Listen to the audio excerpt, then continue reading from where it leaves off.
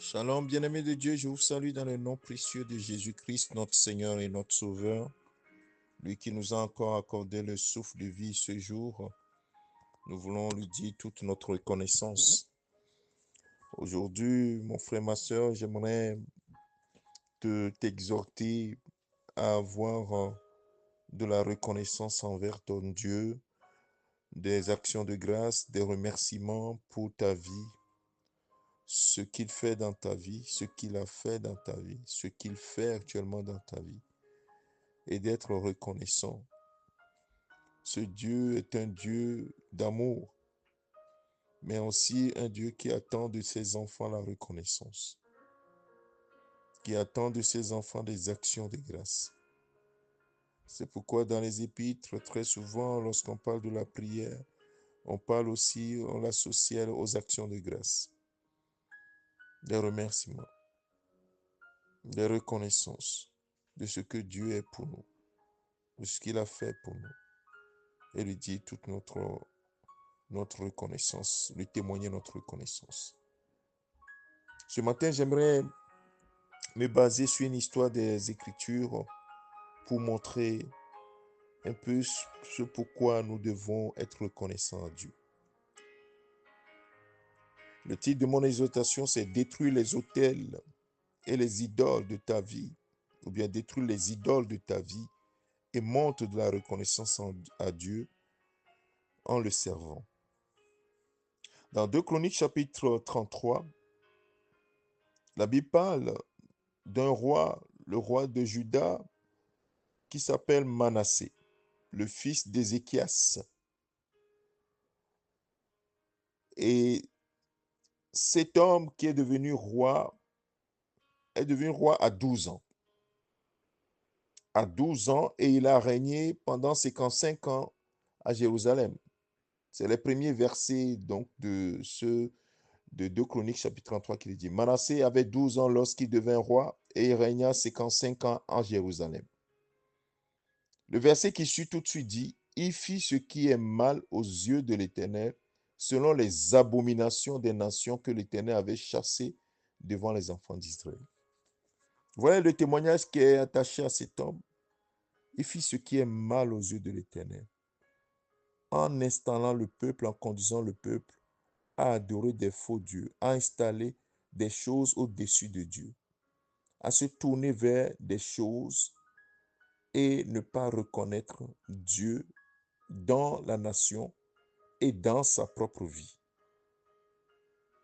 Cela est terrible. Parce que quand nous n'avons pas un cœur reconnaissant, un cœur qui reconnaît la main de Dieu, bien-aimé, ton cœur, si tu n'es pas dans cet état d'esprit, ton cœur sera entraîné vers des dieux étrangers, vers d'autres choses. Parce que la reconnaissance nous rend redevables.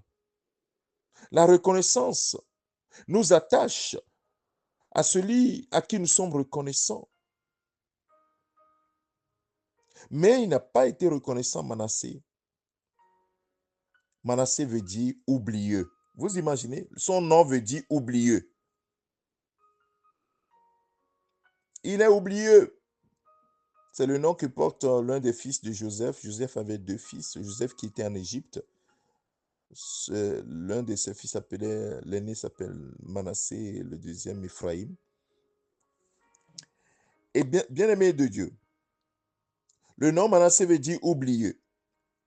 Et le roi de Juda, Manassé, devenu roi à 12 ans, héritant la royauté de son père Ézéchias, Il a oublié que Dieu a délivré puissamment son père de la main des Philistins, de Sanchérib, des Assyriens, tout cela. Il a poussé le peuple à l'idolâtrie.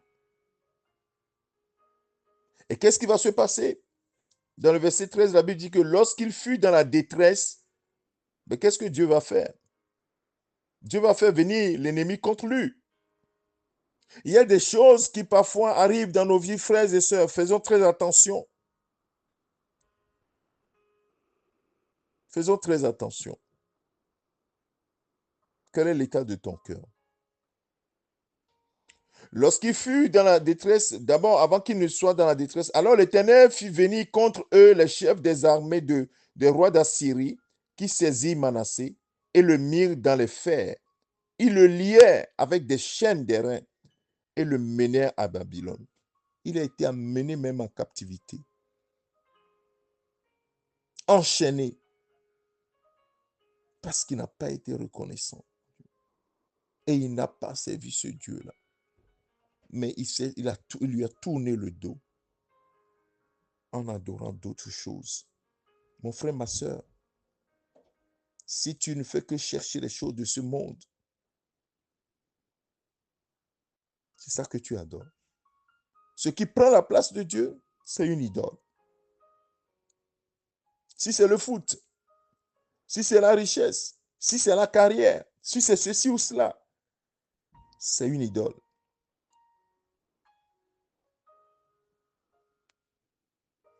Et l'idole doit être détruite. Dieu ne peut pas supporter l'idole. Ni les autels qui ne sont pas les autels de Dieu. Non. Et si la grâce de Dieu n'est pas là, c'est d'autres choses qui vont arriver dans la vie. Et c'est ce qui s'est passé pour ce roi-là. Ce qui est écrit pour notre instruction. C'est pour cela que nous en parlons ce matin, mon frère, ma soeur, nous en parlons ce jour. Et ce que Manassé va faire sera intéressant pour toi et moi. Parce que ce Dieu que nous servons est un Dieu miséricordieux. Et la Bible dit que lorsqu'il était dans la détresse, lorsqu'il fut dans la détresse, il implora l'Éternel, son Dieu. Et il s'humilia profondément devant le Dieu de ses pères. Alléluia. Voilà ce que Dieu voulait. Est-ce qu'il fallait que Manassé passe par là, ne pas être reconnaissant, tourner son cœur vers d'autres choses et oublier Dieu? Et que c'est dans la détresse, quand il est maintenant en difficulté, qu'il reconnaît son Dieu. Est-ce qu'il avait besoin de ça? Donc, qu'est-ce que cela nous enseigne, mon frère, ma soeur? Tourne-toi vers Dieu. Attache-toi à Dieu. Les choses de ce monde passeront. De toute façon, toi et moi, nous partirons de ce monde si Jésus ne vient pas. Toi et moi, nous partirons. Nous laisserons nos maisons, nos voitures. Quelqu'un d'autre va conduire nos voitures. Quelqu'un d'autre va habiter nos maisons. Nos habits que nous prenons du temps à acheter, à faire ceci, d'autres vont les acheter ou bien on va aller les jeter. Les chaussures que tu prends du temps à acheter à des, je ne sais pas combien, quelqu'un d'autre va les porter. Bien aimé, il n'y a rien qu'on a apporté dans ce monde et la Bible dit qu'il est évident que nous n'emporterons rien du tout. Reconnaissons notre Dieu. Soyons reconnaissants à notre Dieu et servons-le. Et les deux versets sur lesquels j'aimerais attirer votre attention ce matin, tout cela, c'était le contexte que j'ai posé. Et comme il est revenu vers Dieu, qu'est-ce qu'il a posé comme action? Verset 15. Manassé, donc, il fit disparaître de la maison de l'Éternel des dieux étrangers. Fais disparaître de ta maison les dieux étrangers. La Bible dit qu'aujourd'hui, nous, les enfants de Dieu, nous, les chrétiens, notre corps est le temple du Saint-Esprit, est la maison de Dieu, où l'Esprit de Dieu habite. Fais disparaître de ta vie les idoles, les autels, tout ce qui ne confesse pas Christ. Fais-les disparaître, mon frère, ma soeur. N'attends pas que quelque chose t'arrive d'abord. Non, fais-les disparaître, mon frère, ma soeur. Si tu écoutes ce message ce matin, le Seigneur est en train de t'interpeller. Et quand il a isolé, donc il a fait disparaître l'idole, et il renversa tous les autels qu'il avait bâtis sur la montagne de la maison de l'Éternel et à Jérusalem, et il les jeta hors de la ville. Il rétablit l'autel de l'Éternel et il y offrit des sacrifices d'action de grâce et de reconnaissance. D'action de grâce et de reconnaissance. Et il ordonna à Juda de servir l'Éternel, le Dieu d'Israël. Voilà l'exemple, le témoignage de Manassé qui nous donne un bon conseil. Il a fait disparaître ces deux choses. Fait disparaître les choses, cette cupidité, cette envie de posséder, ces choses mauvaises que nous avons en nous, les désirs malsains, les choses qui nous poussent, des péchés mignons que nous avons. Faisons disparaître ces choses de notre cœur. Parce que nous sommes le temple de Dieu maintenant. Ce n'est pas des bâtiments, le temple de Dieu aujourd'hui. Depuis la mort et la résurrection de Jésus-Christ et l'arrivée du Saint-Esprit sur la terre, l'homme est devenu, le chrétien est devenu l'habitation de Dieu, l'habitation du Saint-Esprit, c'est-à-dire la maison de Dieu. Fait disparaître toutes ces choses et rétablir l'autel de l'Éternel, la prière, la lecture de la parole de Dieu, les choses, l'attachement aux choses de Dieu. Et c'est ce qu'il va faire. Il va offrir des sacrifices d'action de grâce et de reconnaissance. Et il va ordonner même au peuple de servir l'Éternel, le Dieu d'Israël. Bien-aimé de Dieu. Et Dieu l'a rétabli. Dieu l'a rétabli. Et il est resté roi jusqu'à pendant 55 ans. Waouh! Vous voyez, notre Dieu est un Dieu d'amour. Quand on revient vers lui, oui, il nous accueille. C'est pour cela, dans Hébreux chapitre 12, le verset 28 nous dit, Hébreux chapitre 12, verset 28, c'est pourquoi recevant un royaume inébranlable, montrons notre reconnaissance en rendant à Dieu un culte qui lui soit agréable, avec piété et avec crainte, car notre Dieu est aussi un feu dévorant. Que ces paroles résonnent dans ton cœur, mon frère, ma soeur. Je ne sais pas ce que le Saint-Esprit va te dire au travers de cette parole, mais prends soin de faire ce que le Saint-Esprit te dira.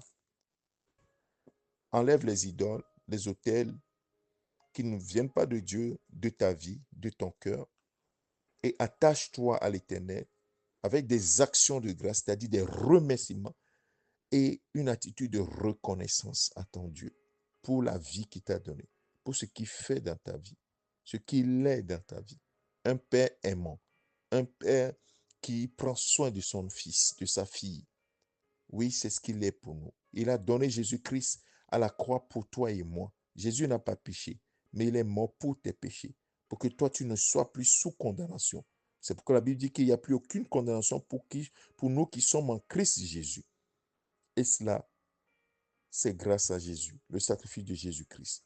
Et c'est par amour que le Père a fait pour toi. Montre de la reconnaissance en servant ton Dieu, en le reconnaissant dans toutes tes voies et en redressant tes voies et en alignant tes voies sa parole, à sa parole. Que le Seigneur bénisse ces paroles dans ton cœur. Nous allons prier. Père, merci à toi pour ta fidélité et ton amour. Bénis ces paroles dans nos cœurs et donne à chacun d'entre nous de prendre conscience que nous devons faire tomber les idoles, les autels qui ne confessent pas Christ de nos vies et nous devons installer l'autel, l'adoration, la célébration de Dieu dans nos vies et la reconnaissance qui est due à notre Père céleste qui nous a engendrés par Jésus-Christ. Père, que toute la gloire, l'honneur soit à toi seul. Donne à chacun d'entre nous de prendre conscience et de marcher ainsi. Au nom de Jésus-Christ, nous avons prié. Amen. Que le Seigneur te bénisse, mon frère, ma soeur. Je te souhaite une excellente journée. Au nom de Christ Jésus. Amen.